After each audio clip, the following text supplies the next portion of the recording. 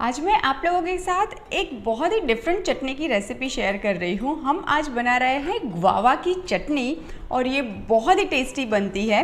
बस एक चीज़ का ध्यान रखिएगा कि जब भी गुआवा की चटनी बनाए तब बहुत ही पका हुआ गुआवा नहीं होना चाहिए, वरना उसके बीज जो होंगे वो बहुत ही ज़्यादा हार्ड होंगे।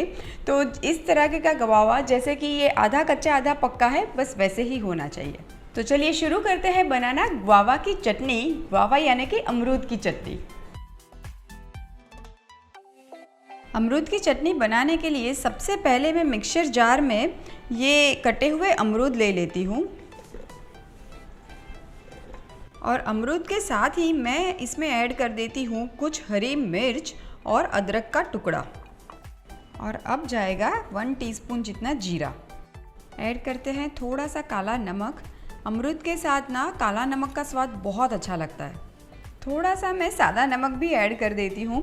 इनफैक्ट ये स्टेज पे आपको लहसुन अच्छा लगता है तो लहसुन भी साथ में आप पीसने में ऐड कर सकते हैं। और अब हम इसको पीस लेंगे। अब ये अमरूद को पल्स पे पीसिएगा ताकि हल्का सा दरदरा रहे।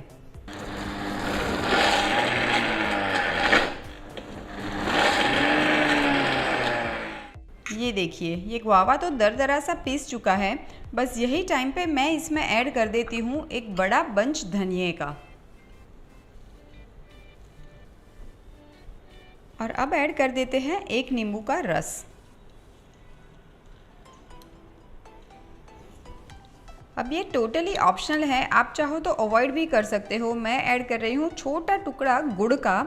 ये एक माइल्ड सी स्वीटनेस देगा। थोड़ा सा मैं पानी ऐड कर देती हूँ ताकि पीसने में आसानी हो जाए।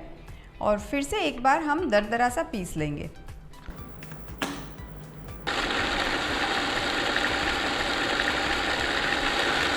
एक बार चेक कर लेते हैं। ये देखिए, मज़ेदार सी चटनी तो बनकर रेडी है। फटाफट से बोल में निकालते हैं।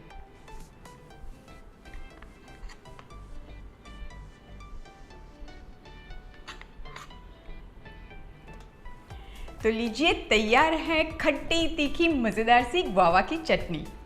ये चटनी आप रोटी पराठा राइस किसी के भी साथ एंजॉय कर सकते हैं। और एक मज़ेदार सी बात बताऊं, ये चटनी को आप एज ए डिप भी सर्व कर सकते हैं। आप स्टार्टर में भी सर्व कर सकते हैं और ये चटनी खाखरा के साथ भी इतनी ही टेस्टी लगती है।